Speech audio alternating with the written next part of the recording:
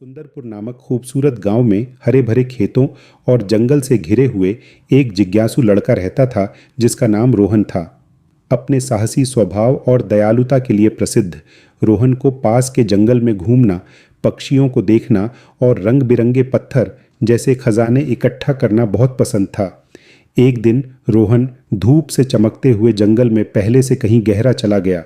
घंटों की खोजबीन के बाद वह एक खुली जगह में पहुंच जहां एक शानदार आम का पेड़ खड़ा था। उसकी शाखाएं सुनहरे आमों से लदी हुई थीं जो सूरज की रोशनी में चमक रहे थे और उनकी मिठास से हवा महक रही थी। जैसे ही उसने एक चमकते हुए आम को छूने के लिए हाथ बढ़ाया, एक शांत गहरी आवाज ने कहा, नमस्ते बालक, मैं एक जादुई आम का पेड़ हूँ। मेरे आम खास हैं। हर आम एक इच्छा पूरी कर सकता है, लेकिन मेरी जादुई शक्ति केवल 3 इच्छाओं तक सीमित है, इसलिए इन्हें समझदारी से उपयोग करना। रोहन का दिल उत्साह से धड़कने लगा। एक पेड़ जो इच्छाएं पूरी करता है, यह बहुत ही अविश्वसनीय लग रहा था, लेकिन उसे पेड़ की सलाह याद आई, समझदार और सावधान रहना चाहिए। रोहन ने अपनी माँ और छोटी बहन के बारे में सोचा, जो मिठाइयों को पसंद करती थीं। उसने पहला आम तोड़ते हुए कहा, मैं अपने परिवार के लिए सबसे स्वादिष्ट मिठाइयों से भरी एक टोकरी चाहता हूँ। आम रोशनी में घुल गया और उसके सामने एक टोकरी दिखाई दी जो रंग बिरंगी खुशबूदार मिठाइयों से भरी हुई थी। खुशी से झूमता हुआ वह घर की ओर भागा। उसकी माँ और बहन ने मुस्कुराते हुए उन मिठाइयों को बांटा। रोहन के लिए उनकी खुशी किसी भी खजाने से ज़्यादा कीमती थी। अगले दिन रोहन अपने सबसे अच्छे दोस्त अर्जुन से मिलने गया, जिसकी परिवार गरीबी से जूझ रहा था। वे अक्सर भूखे रहते थे और रोहन का दिल उनके लिए द्रवित हो गया। मदद करने के संकल्प के साथ वह वापस पेड़ के पास गया और दूसरा आम तोड़ा। मैं चाहता हूँ कि अर्जुन के परिवार को खाने की चिंता कभी न करनी पड़े, उसने घोषणा की। पेड़ का जादू तुरंत काम कर गया। जब रोहन बाद में अर्जुन के घर गया तो उसकी पेंट्री अनाज, फल और सब्जियों से भरी हुई थी। आभार से अभिभूत अर्जुन के परिवार ने रोहन को गले लगाया। उनके चेहरों पर नई आशा की चमक थी।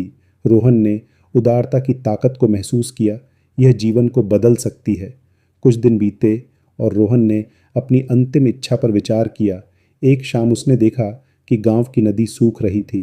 पानी के बिना फसलें खराब हो जाएंगी और गांव वाले कष्ट में होंगे। उस रात तारों भरे आसमान के नीचे रोहन ने अपना मन बना लिया। सुबह होते ही वह आखिरी बार जादुई पेड़ के पास गया। तीसरा आम तोड़ते हुए उसने कहा, मैं चाहता हूँ कि नदी फिर से भर जाए और हमारा गांव फले फूले। एक तेज हवा ने जंगल को हिला दिया और सोने जैसी रोशनी को नदी की ओर ले गई। जल्द ही पानी नदी में तेजी से बहने लगा और खेतों में जीवन वापस आ गया। गांव वालों ने गीत और नृत्य के साथ जश्न मनाया। रोहन की बुद्धिमानी और दया की प्रशंसा की। जादुई आम के पेड़ ने आखिरी बार कहा, रोहन, तुमने बड़ी समझदारी दिखाई है। सच्चा जादू दयालुता में है और तुमने मेरे उपहारों का उपयोग खुशी और आशा फैलाने के लिए किया है। याद रखना, उदारता का सबसे छोटा कार्य भी बदलाव की लहरें पैदा कर सकता है। रोहन ने पेड़ का धन्यवाद किया और एक नायक के रूप में गांव लौट आया।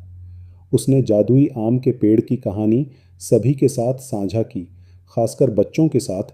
उन्हें दूसरों के बारे में सोचने और संसाधनों का समझदारी से उपयोग करने के लिए प्रेरित किया। उस दिन से सुंदरपुर केवल रोहन की इच्छाओं के कारण नहीं, बल्कि उसकी प्रेरणा से, एक दूसरे की देखभाल करने की भावना से फलता फूलता रहा। रोहन ने जादुई आम के पेड़ के पाठों को कभी नहीं भुलाया।